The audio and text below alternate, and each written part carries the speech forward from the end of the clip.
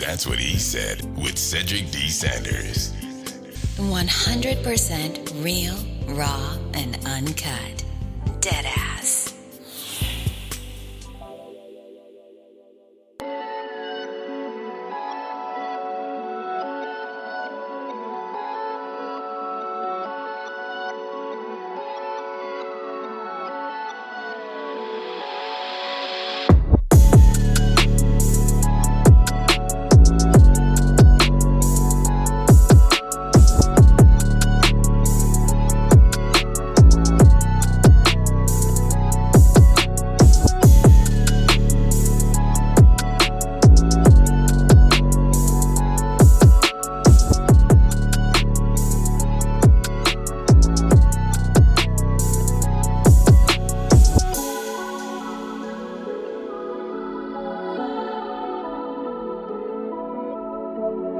That's what he said with Cedric D. Sanders.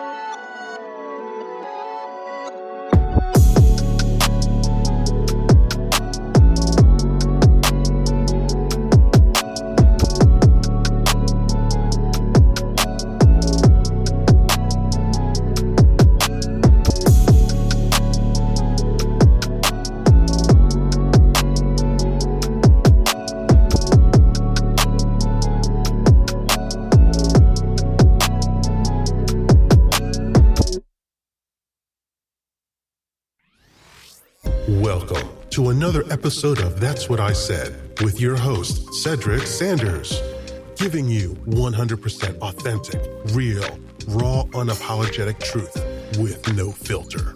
The broadcast starts now.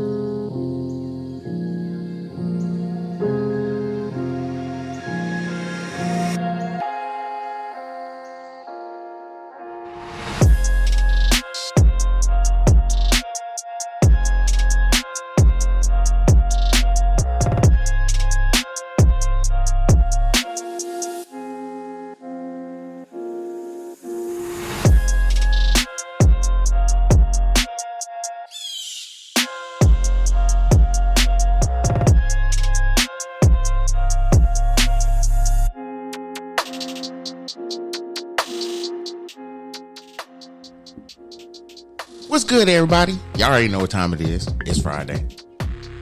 What happens on Friday? That's what I said. Oh, I'm just saying. That's what I said. The podcast was good, everybody. You already know what it is. It's your boy, Cedric D. Sanders, on a Friday night, chilling as always. And I ain't by myself. I ain't never by myself. Who am I with? I'm with my wife. What's good? Tell them what's good. What's good, babe? What's good, everybody? Thanks for tapping in and tuning in with us on another Friday evening.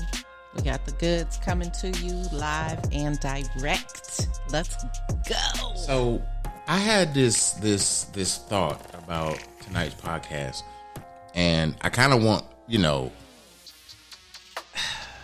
know, this beat goes in. I'm getting distracted.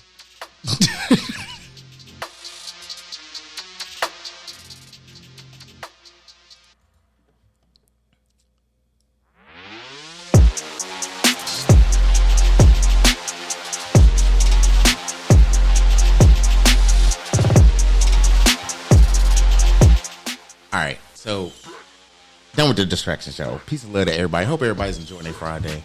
That's what I said. The podcast live on Facebook, YouTube, where it's not no video. It's actually just the audio.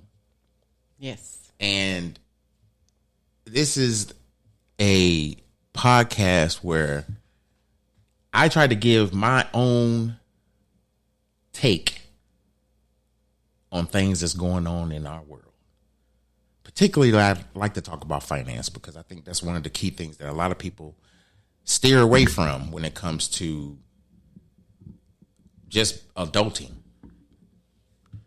And for a while, I have been talking about cryptocurrency, but the main focus and the main reason why I did this podcast is for uplifting in our mental health, or people that deal with mental health, or people that know of people that deal with mental health, and to actually kind of give them something to listen to, something to laugh at, something to just, be okay with who they are. Yeah, and it also gives them an opportunity to change their mindset on what's happening potentially in their life, and free up some mind space to just listen in, get the information, and then do with it as they will. I agree. Originally, when I had begun doing this podcast, it was mainly as an outlet for me. I didn't necessarily have the outlet I wanted. And it's not just about being heard. It's actually just allowing someone to listen to how you're dealing with life, or how you're dealing with certain things, or how you see stuff. And with me in particular, dealing with PTSD and anxiety is something that I kind of felt not necessarily out of sorts, but it was more so me trying to man up. And I see a lot of us as military veterans, regardless of how much time you did, whether you retired or didn't, and if you served, and having to deal with certain things in a wartime situation or humanitarian, whatever the case may be. You have PTSD, anxiety, or brain trauma, TBE, traumatic brain injury, or TBI. I'm sorry, TBE. I said TBE, TBI,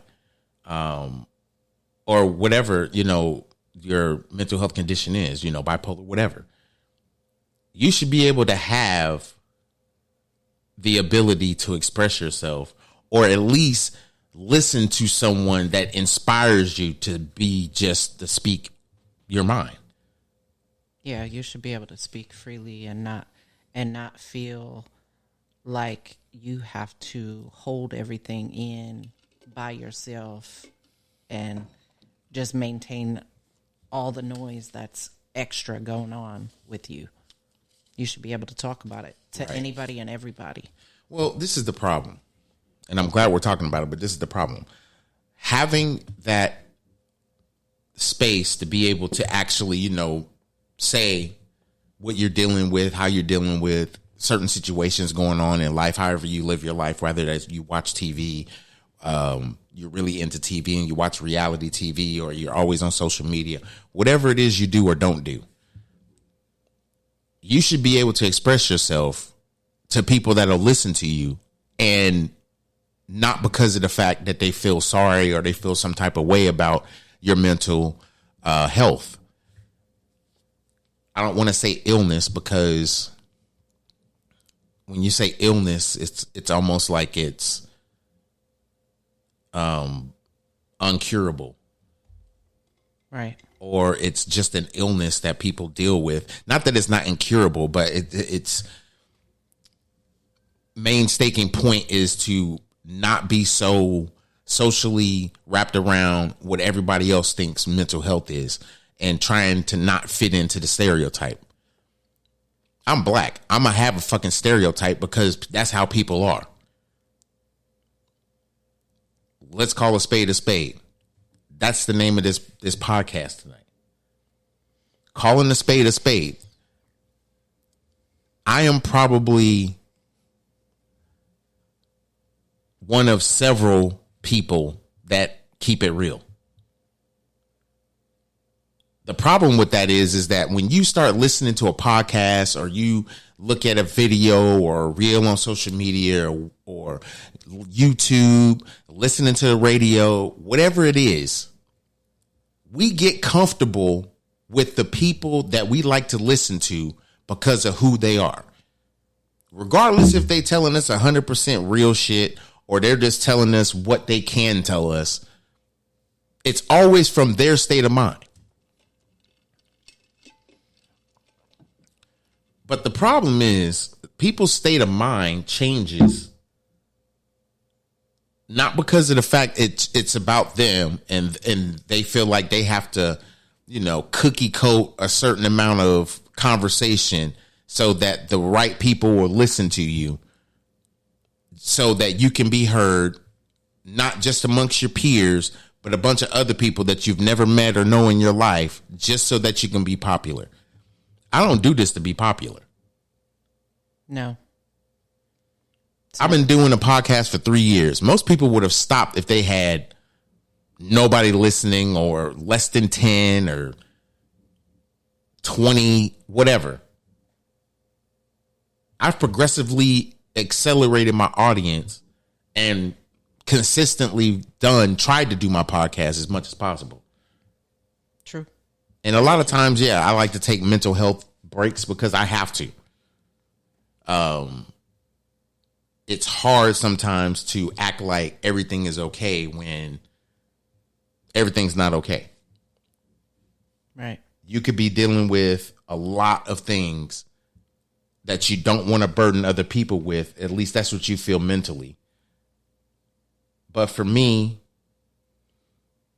I think I have for such a long time been quiet, spoke when I needed to, not necessarily spoke when I was supposed to. And it has allowed me to focus more on not trying to just be okay with everything. Peace was good. My boy Doc Doc Stacks is in the building. What's good, bro? Stacks, let me put this out there real quick. A lot of people don't know Stacks. Stacks is like the undercover confidential agent that you get information from, and you just don't let nobody know where you got the information from. That's the type of friend he is. He gives you a lot of information real quick, and if you didn't catch it, he may repeat it one more time.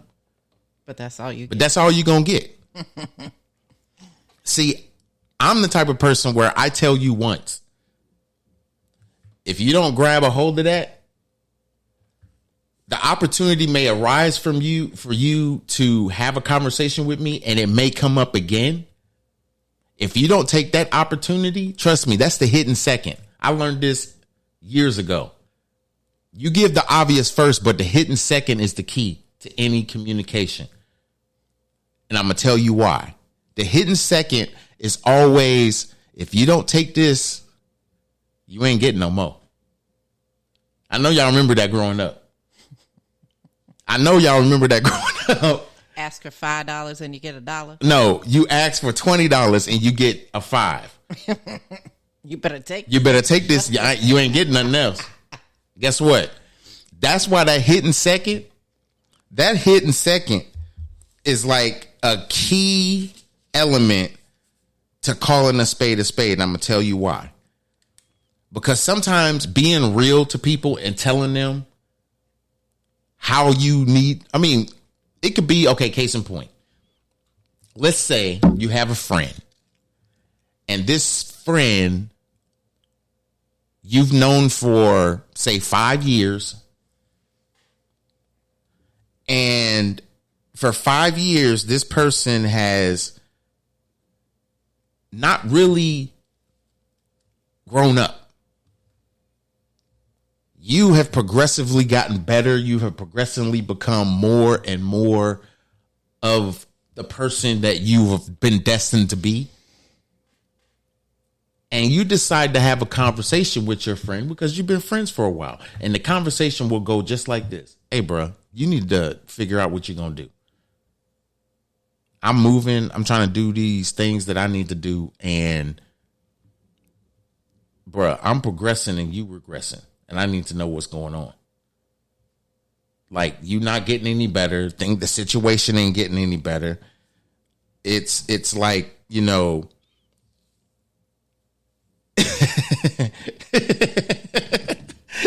at this moment, you knew you fucked up.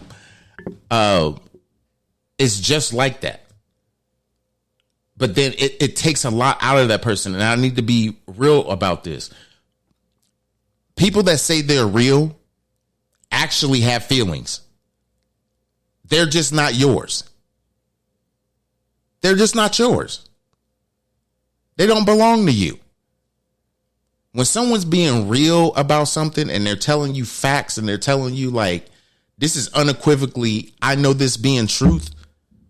If you don't know the said information that the person is telling you, this is when you're supposed to be writing shit down. That black book that's got a whole list of phone numbers and addresses of females that you didn't probably have kids with, but they just ain't going to tell you because they don't even know where the hell you are, because when you call them, you use one of them phones from Walmart and now it don't work. So whatever city and state you in right now, the track phone, you done went to another Walmart in a different state and got a track phone from there, and now your phone number done changed. Yeah, you one of them type of dudes. So we have to do better. We have to acknowledge the fact that the first time this person is telling you, hey, I'm noticing, I've been giving you a ride, we cool, you know, we have great conversation, and, you know, I invite you over to my house, you know, my family, blah, blah, blah, blah. I got to tell you something. You know, I don't see you progressing. I don't see you doing anything. What's really going on?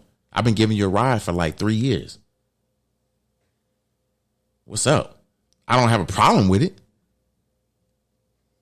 But, bro, you going to get a car? Are you saving to get a car? Like, what's going on? Right. Because really, if you become this person's intellectual friend, somebody that they confide in, and you done had these men conversations, and this goes for women too. Right. Let's not exclude the women, because the women like to just hold shit in until they get emotionally overtaken to the point it's not just tears coming out, it's regret.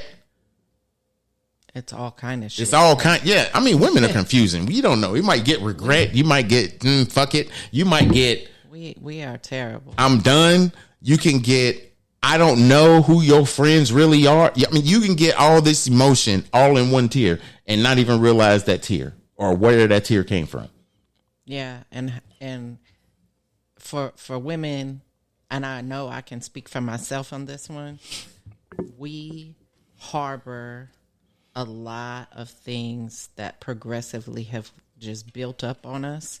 And at that very moment when things are chaotic and you feel like you said, you're being overtaken, all of that shit comes out. And I mean all of it. Like, you could have pissed me off 3 weeks ago. That shit coming out that day. Yeah.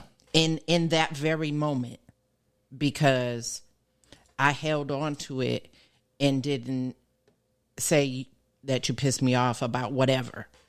You know, 3 weeks later, when all that shit hit, bam, it's coming at you. It's, to me, that's not okay. Let's have that conversation. Right. It's not okay. I've heard this saying recently. It's probably been about 2 years of women saying that women need to be that man's piece. Because and it's mainly black men. A lot of black men have been through a lot of stressful shit. Not in the last 5 years, not in the last 10 years, however old you are, minus 1 year. Because you don't remember that shit. Just being real. You do? Damn. You don't remember 2. You probably don't even remember 3. I would even take it a stretch further. You probably don't even remember 5. No, 5 years in kindergarten playing. No, 6. That's 6. About 5 or 6. Yeah, about 5 or 6. So we'll go 4 years. We'll go 4. We'll say 4 years. You don't remember none of that. You subtract 4 years, and this is how long you've unequivocally not known this shit. Yeah. Let's be real. I mean, let's be real. Calling a spade is what it is. Y'all need to really look at life and say, look, I accept you for who you are. I accept you for everything that you're going through, everything that has transpired in your life, what you have told me. Bullshit or not. True. Because a lot of it can be verified because you may know the truth, but you know this person may have told you some bullshit. Just know for a fact that they have, but you just going to hold on to the fact that, you know what, they your boy, they your girl, it's cool. The time to be real is that point. Right. If you care about this person, you need to put that line in the sand and say, look, I know you don't think I'm the smartest person in the world. But do you remember this conversation we had? When you specifically talked to me and told me whatever it is.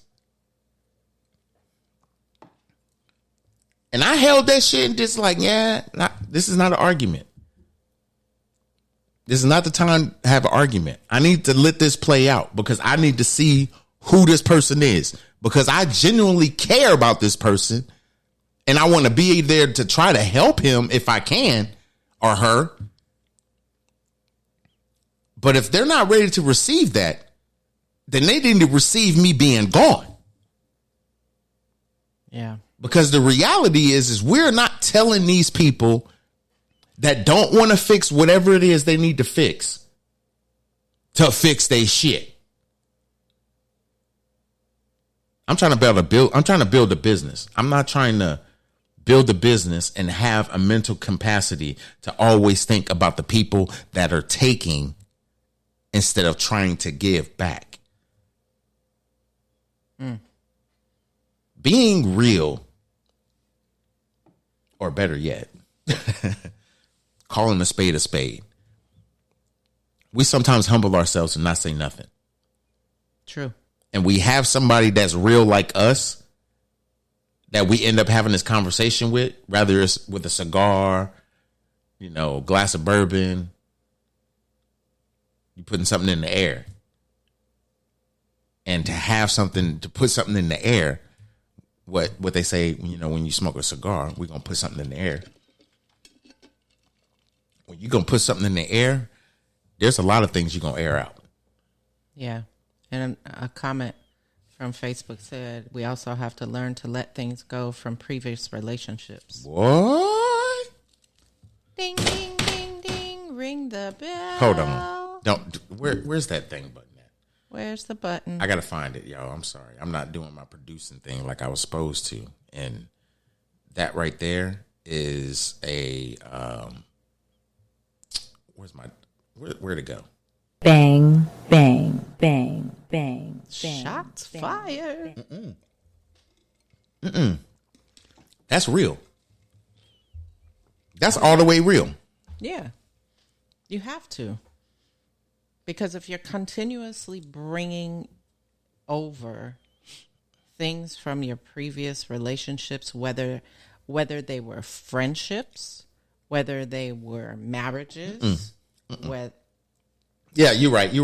Nope, you're right. I was about to say something, then I was like, nope, you're right. Go ahead. I'm sorry. I apologize. Friendships, whether they were marriages, whether they were, just, I don't know, friends with benefit, relationship, whatever you want to call it. If you are bringing anything from those relationships into your current, it's already a problem. I'm going to say this. Period. I'm going to say this. Because I've experienced this probably on more than one occasion. Yes, I have too. Unhealed people tend to do this shit. This is the exact conversation we were talking about, and I'm glad my brother said this. When you are getting into a new relationship and everything feels right, are you right? What I mean by are you right is everything could be feeling good and everything is right and you didn't dissect it what you needed to dissect. You don't think this is being fake. This is genuinely who this person is. Have you went in the bathroom and looked in the mirror and said, I'm still not healed? Calling a spade is being real to yourself, first off. Yeah. And a lot you can't, hold on, not to cut you off. Let me get this thought out real quick and then you can go ahead and say what you're going to say. I'm sorry. Calling a spade when you have to really look at yourself in the mirror is you can't contradict that statement. What I'm saying is you can't go out there and say, I'm going to call a spade every time this is who I am. I'm going to call a spade. But you're not calling that same spade in your own life. You're not being real with you. You're not saying I need to heal. I need to do what I need to do to perfect me before I start trying to tell other people how to heal. Don't get me started in this conversation. Yeah, and I wasn't trying to cut you off or anything. No, you're good. What I was trying to say is the fact that a lot of times two unhealed folks get together. Okay. And try to heal each other through the process. Okay. I'm going to tell you this because you're making this conversation go there. Sometimes this does happen. I'm going to tell you exactly how it happens. When two people, and this is all in energetic spirituality. This happens to everybody. When you have been hurt, you go through this process of emptiness, and not necessarily because of the relationship, because of where you're at. Everybody is saying you're trying to fill that void. That void is you. You're trying to fill you with you, but you find it through somebody else that's going through the same shit. That's what trauma bonding is, just so you know. That's the magnetic attraction to trauma bonding. We get comfortable with ourselves, with everything that these person fits within our, how we feel in our heart. That's electricity. When electricity gets together, it gets bigger. That's why they say when you fall in love with someone, you really fall in love with them. That's because your hearts connect. That's electricity. When your heart stops, they pump electricity in to get it back going. Why does you think when you fall in love, it's electromagnetic attraction? People think love is just a feeling. No, love is an actual. Oh no, you get the energetic being. All kind of shit going on. And it's I'm sorry. Comment coming. I read this comment and my brother is right on the same wavelength as me. Well, he hitting everybody in the heels tonight. So we having this conversation tonight because this is right in line with being authentic to who you are. That's what calling a spade is. It's not necessarily just the people around you. It's you. So my brother Stack said, some spades have a tendency to showcase themselves as a diamond, but their heart resides in the club. Mm-hmm. If that don't marinate in somebody's spirit right now, I don't know what it is. I don't know what it is. Like right now, some people have just logged out. Period. Just on that comment alone, people have logged out. People just done. Mm-hmm. You cannot get past this very comment. I'm going to read it again just for content and context. Some spades have a tendency to showcase themselves as a diamond, but their heart resides in the club. This right now should be trending on Facebook. Facts. I'm going to tell you something. Boy, you better put that as a status in your timeline. Real talk. Shit. Hey, I'm going to say this. I will. I'm going to say this. What's good, everybody? Thanks for popping in. Yes, everybody on Facebook, thanks for popping in. People on Twitter and Twitch and anywhere else where you listen. Even if it's on Spreaker.com, there's a chat button in the Spreaker app. If you go into Spreaker.com and download the app, search That's What I Said, you can listen to the podcast live and you can chat with me live as well. And that's kind of why I've been distracted, because I'm in a whole bunch of, chat boxes. But I got to read it a third time just so that the people that kind of filtered in just lately on Facebook, and then there was some numbers on Twitch that went up, as well as on the YouTube, because I'm getting comment alerts on my phone. My phone keep vibrating. Anyway, so I'm going to say this comment again. Let this marinate in your spirit, and I'm going to continue to talk about this. Some spades have a tendency to showcase themselves as a diamond, but their heart resides in the club. So let me dissect something real quick. When two hurt people get together, it creates this tendency that's a fallacy in their life. But they learn to mask the pain with this fallacy. Fallacy is a lie, just so you guys know. It's a make-believe interaction with themselves. Instead of healing, they cover the shit up. So they create these labels, or they create a persona, or they just create a whole different person so they don't have to go back to the real person that they was to deal with the pain that they're in currently. So when two hurt people get together, guess what? The other person is helping mask that other person's pain. See, me and my wife have had discussions specifically on this particular topic. And that's why I love when my brother put this comment in here, because literally we get in relationships not because it's filling a void. It's because either you've always wanted to be in a relationship with this person, or you actually love this person and you really want to get to know them so that you can become better together. Not better individually, better together. Oh, it was some shit we went through for about a year. Don't get it twisted.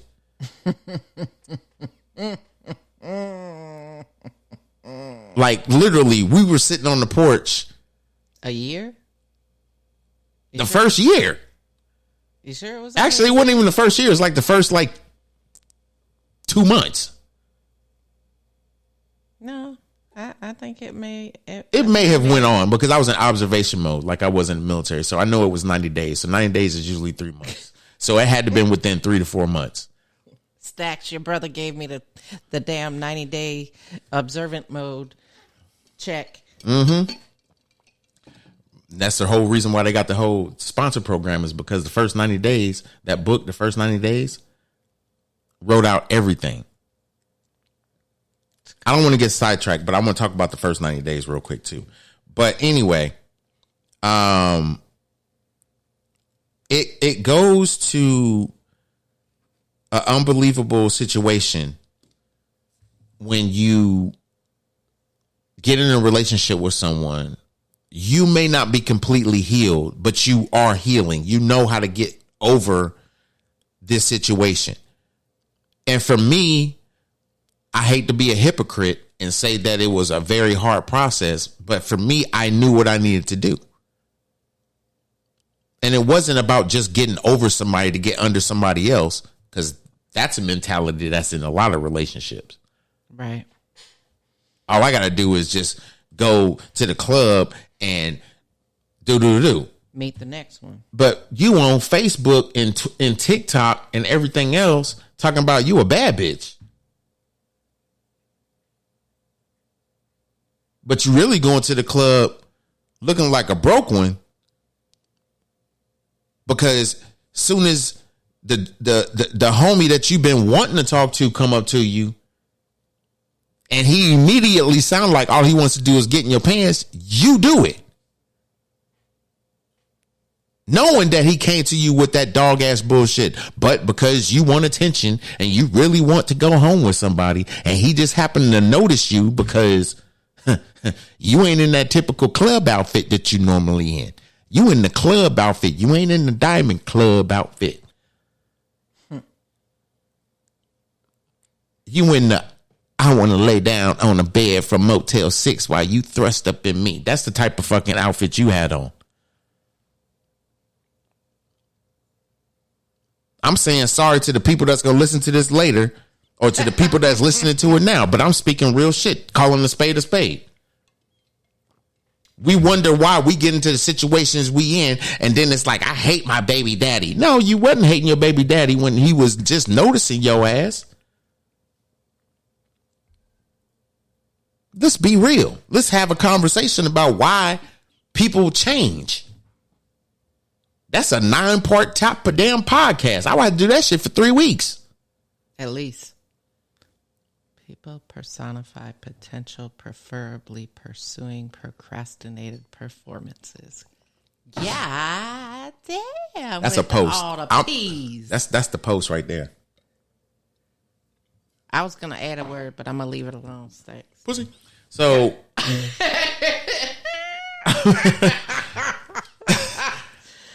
was gonna add it, but I'm gonna leave it alone. So I have to say this. This is just not, I know we talk about relationships, but I did a post earlier saying that loyalty is just not personal, it's financial as well. Dead ass. You have to be loyal to you. Right. Going back to what my brother had commented and said, you can't be preaching how much you a diamond when you really just in the club. Not saying that the club is a bad atmosphere, but I'm going to be honest with you. When you get to a status in your life where you realize you need to raise your income so that you can have the things that you need to have instead of accessing them through other means, that's what a club is. You're accessing the potential that you want to do something or want to be somewhere, but you allowing the outside influences to be controlling in your life. Like I said, the club is a good atmosphere to go to every now and again. You can't live there. I'm going to tell you, when I was in the Navy, yeah, I had a routine. Yeah, I did too. Monday, Tuesday, Wednesday, Thursday, Friday. I was at the mother club. Oh, I had different days. Oh, no. When I was in Lemoore, and my bro Mario was up in here, he'll tell you. Mario was in, we go to Fresno, to the Mexican spot in salsa. Dead ass. I salsa on Monday. On Tuesday, I was at the base club playing pool, because I played pool. And if I wasn't playing pool, I was bowling. Let her bowl. I still let her bowl to this day. We ain't been since we been here. We need to go bowling. Come. We need a date night where we can go to the bowling alley. Continue. Anyway, I'm going to take my mama because I know she would let her watch us bowl. Anywho, where was I at? Please. You was talking about the club and the aspects of where these people put themselves, and the fact that you was at the club Monday through Friday, basically. Oh yeah, I had a routine. Navy. I had a routine. What was so bad about the routine?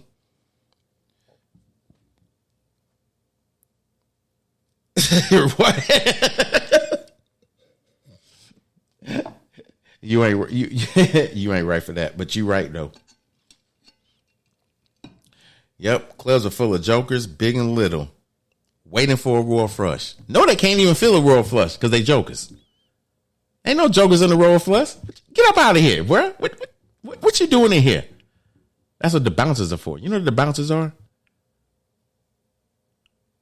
When people don't want to play straight spades, they want to play with jokers. They want to do deuce of diamond, deuce of spade. That's bouncers right there. So I learned after I had made chief in the Navy, I was in Hawaii. I realized that it made no sense for me to be going to these clubs because it was counterproductive. It's okay if I went like every now and again, but like really, I felt the need to give people my money to entertain myself by drinking alcohol and trying to drive home. Who does that? Then I got to a point where I didn't drink if I was driving, but then I would still do reckless shit like go to my barracks room and drink and try to just go to the club because I can walk to the base club. I'm the DD. We're going to get back by midnight, so I can at least go to the base club and have a drink.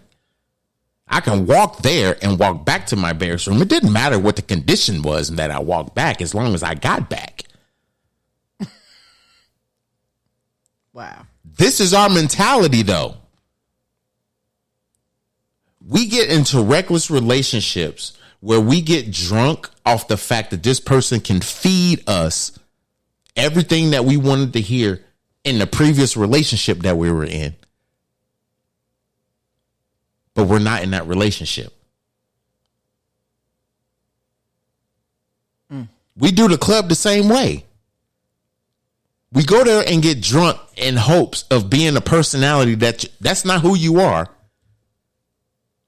But you're acting up in front of this dude because he's cute to you, or you're, acting up in front of this girl and she's feeling you and you being fake as shit.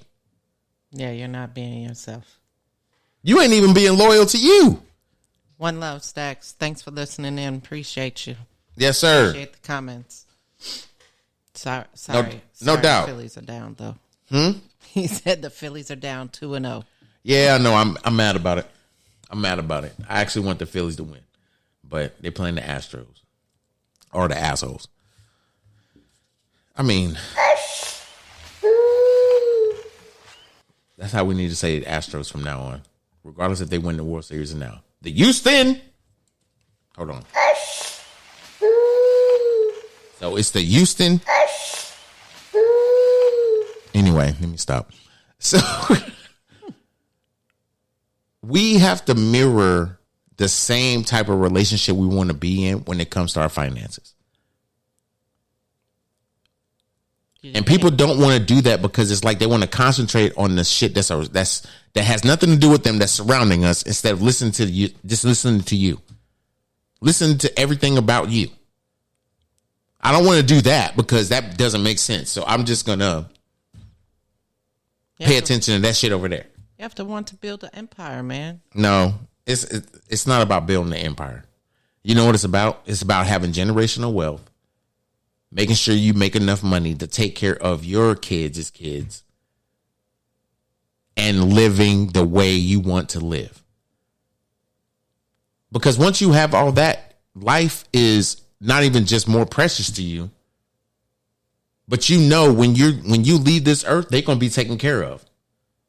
Right. And not do some reckless shit to where they won't be able to make the same money continue to grow generationally. Because you did it. You got the blueprint. The blueprint is you. But if you're not taking care of you the way you should be taking care of you, not just health wise, but just people wise, having non-toxic relationships,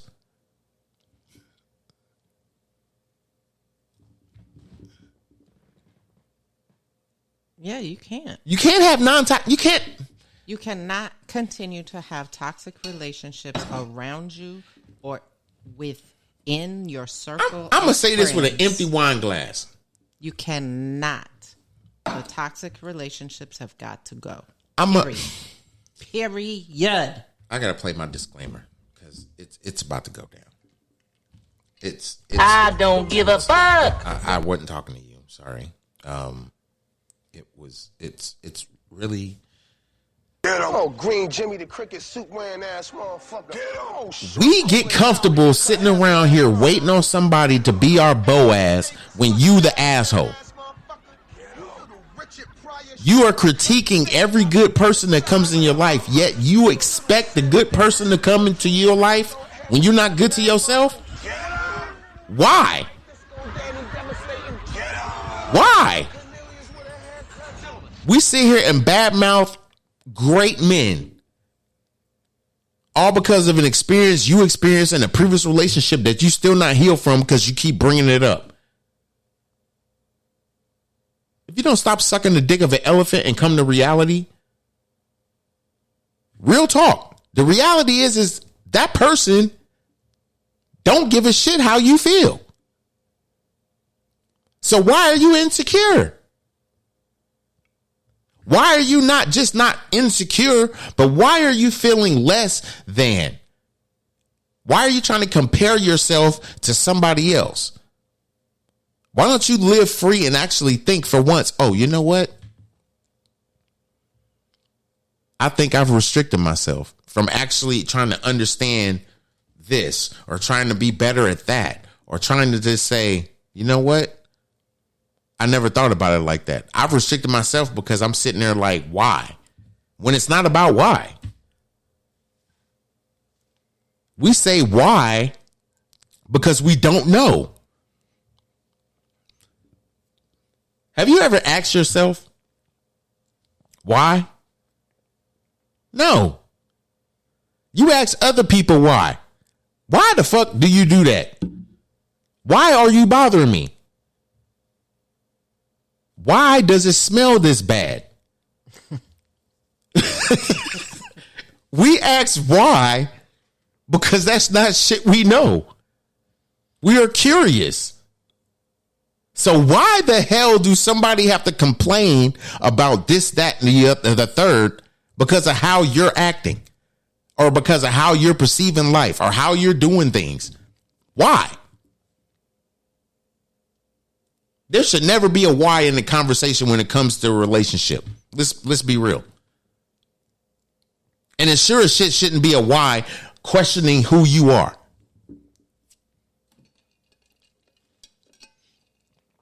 If you don't know who the hell you are, as I'm sitting here sipping on my tea,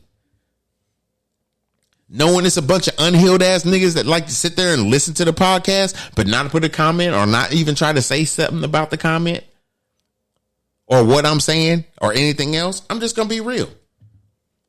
You're the very person I'm talking to. You dealing with something that you choose not to deal with, and you know you're dealing with it, but you have forgotten because you have changed to be this somebody that don't nobody like. You don't even like this person. You're this person because you're a dumbass. Let's be real. You want that much attention to where you feel like if I don't do this, I'm not going to get looked at as a strong man. No, you a weak ass nigga just for coming up with the idea of just trying to manipulate the fact that you are hurt and you need to heal. Now you have created this ultimate asshole that the X-Men don't even want you at Xavier's house to even try to figure out what your mutant powers are. They would just much rather call you an asshole.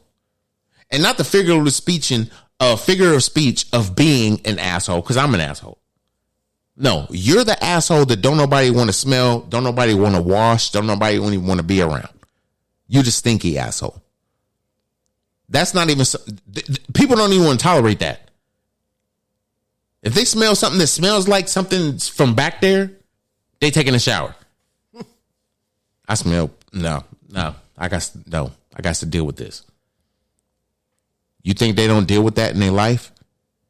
When they smell an asshole, they ain't going to wash it. They just going to get rid of it. Because it's not their asshole. And that's how we got to look at life. If it's not my asshole to wash, why am I trying to wash it? I'm going to keep smelling the shit. Oh, that's because you are the shit. I need to know. You got to go. And it's not because you the shit. No, it's because you are the shit I smell. We got to figure life out. You've been quiet over there. What's up? No, I'm in straight listen mode and soaking in information, and I've added my feedback where I felt it needed to be at. But one thing I do want to say is I really want to get back on the financial topic. How you brought up about, loyalty is financial as well. Right. And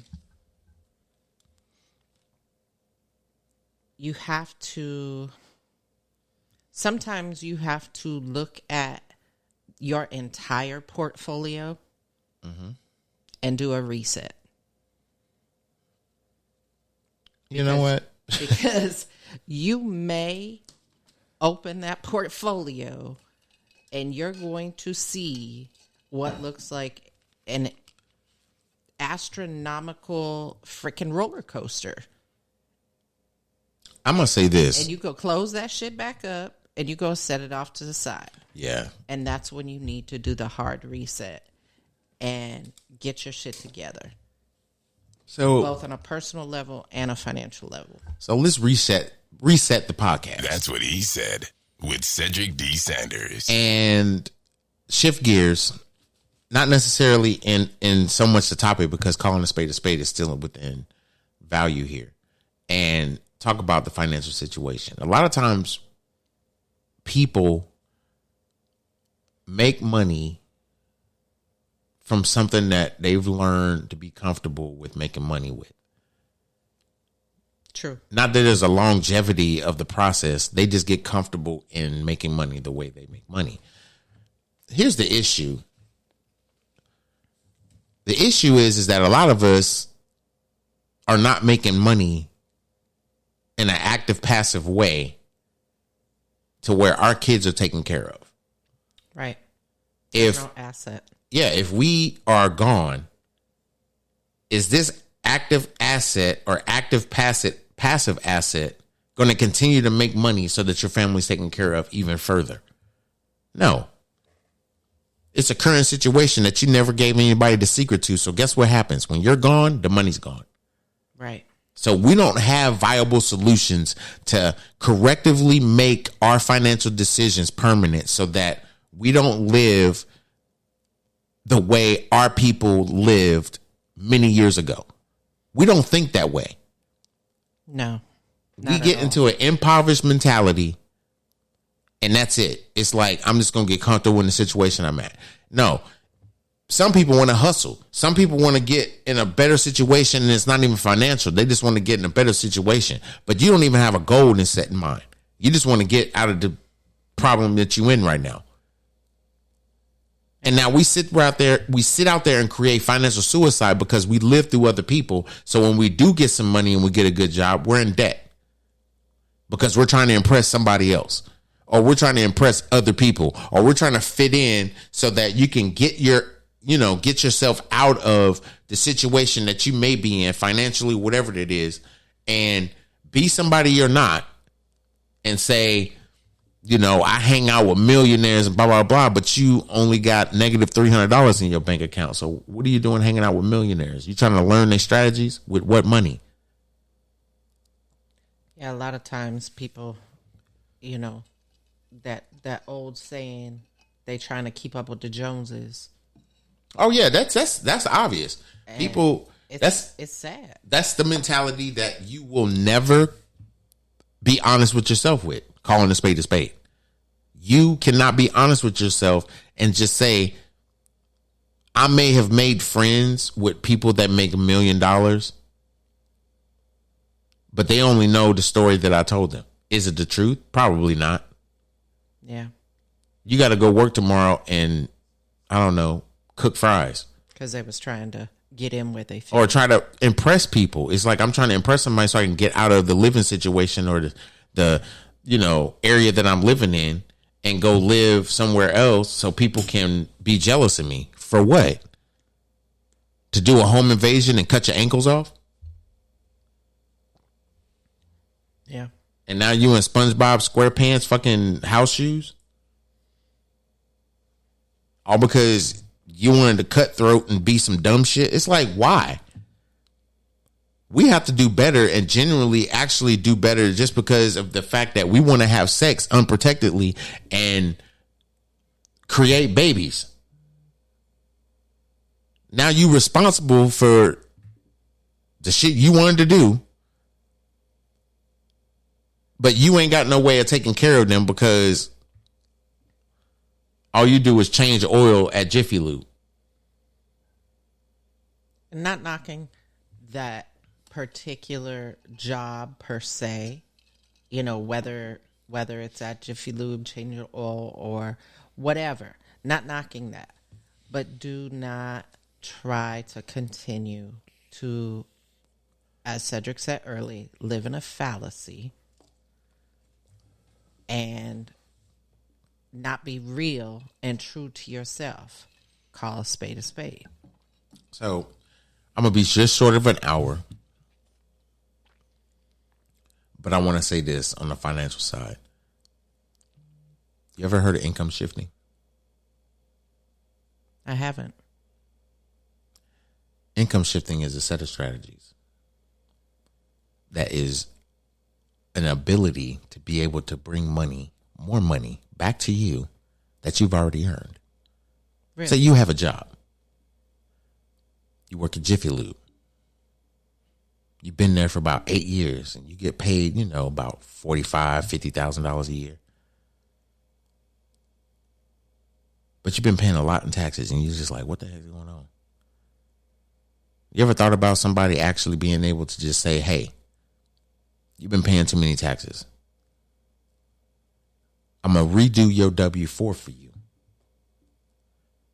All you got to do is turn it into your HR.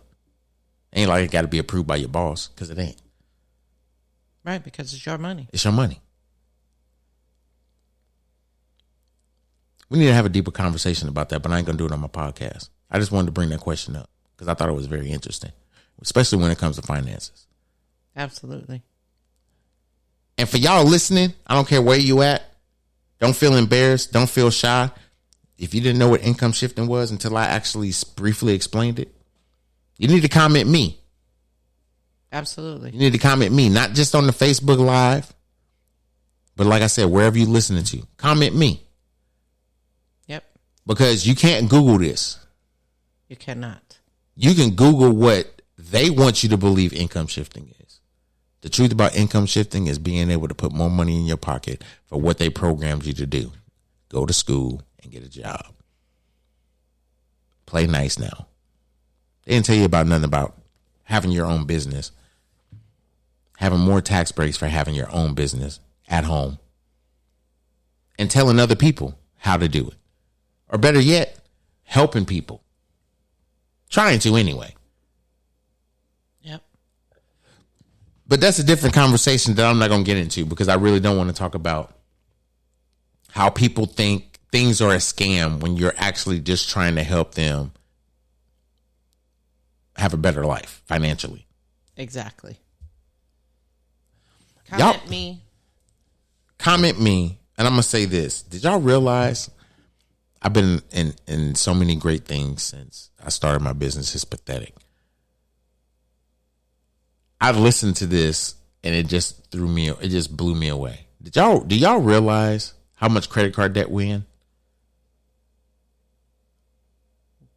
It's a big number, isn't it? I'm not going to even talk about it because if you're listening, you need to ask that question. How much is it? If you can look it up and put it in the comments, even better. But I'm going to say $1 trillion. It's in that vicinity. It has risen since 2019. It's always kind of fluctuated in the $1 billion range. But it's $1 trillion now. But people don't want to have the conversation of how can I fix my debt? How can I be debt free? Or get something off your credit report that's been get something that's on my credit report that's been literally tearing my ass up. Yep. And I can't get a car. I can't even, get into a better apartment because they say I owe this and I'm trying to pay it, but blah, blah, blah. Yeah. It's like people can help you get into situations where you can perfect the situation that you're in, but you want to continuously be miserable and continuously be in that same dead ass situation that's not benefiting you. Why? It's not about get rich quick. Absolutely not. It's about helping my damn situation out that I created slowly so I can heal from it and move on and move the hell on and not put myself back in the same situation again. Right, exactly. And have a different mentality and not just appreciate the fact that I can have these things, but just do the things that you want to appreciate and appreciate it. Right. All right. Hard work pays off, y'all. I hope y'all enjoyed the podcast. That's what I said. You'll never know what I'm going to bring next week. Never know. Because like I said, half these topics I create in about 30 minutes before the damn podcast. Mm-hmm. And it's not because I don't think about it, and it's not because I don't care about it. It's because I want it to be live. I want it to be improv. And I want it to be spontaneous. So I hope y'all enjoyed it. Peace and love to y'all. Enjoy y'all weekend. Have the opportunity to just go outside and enjoy the leaves that's falling, the colors there is. If there ain't no more leaves on the trees, then look at the leaves in your grass. If there ain't no leaves in your grass and there ain't no leaves around you, go somewhere so you can see it. Yeah. It's a chill atmosphere to be around that. I'm telling you, this time of year is cool. So with that being said, y'all, hope y'all enjoy the rest of y'all weekend. Hope y'all enjoy the rest of y'all Friday. Peace and love. We out of here. We out. Peace. Peace. That's what he said with Cedric D. Sanders.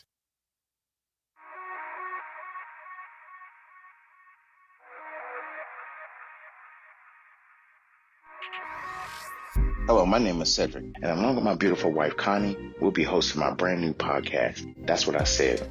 I'm a retired Navy veteran that suffers from PTSD and anxiety, and we'll discuss how I cope with the mental illness through comedy and discussion. It's a podcast that will talk about everything from cryptocurrency to comedy. If we're worrying about the dollar going up and down, up and down, up and down, and it's still a dollar, guess what? The value of that means absolutely nothing. Cryptocurrency in itself is the future of money. From spirituality to cannabis. To have cannabis on the Schedule 1 list is bullshit. I'm sorry, it is. It makes absolutely no sense. If it's a seed that can be planted and it has healing properties in it, why the hell is it in Schedule 1?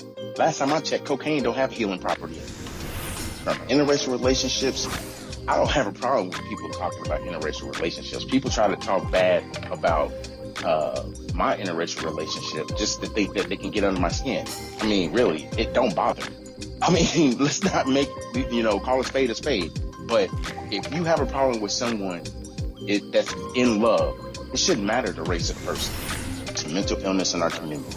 The problem is people want to put labels on it. Everybody wants to put color on everything. And as soon as you put color on it, it gets treated differently. The money gets treated funny. Because if it's dealing with Asians, guess what? It's going to take a longer process unless those leaders step up and get into the president's face or U.S. leaders' face and say, this is a problem in our community. Not leaving one topic unturned. If you want to hear real, authentic conversation, interviews, and comedy, please take time to listen to That's What I Said, because I said what I said. Giving you 100% authentic, real, raw, unapologetic truth with no filter. Listen to That's What I Said. Available on your favorite podcast platform. You eat ass with a baby spoon.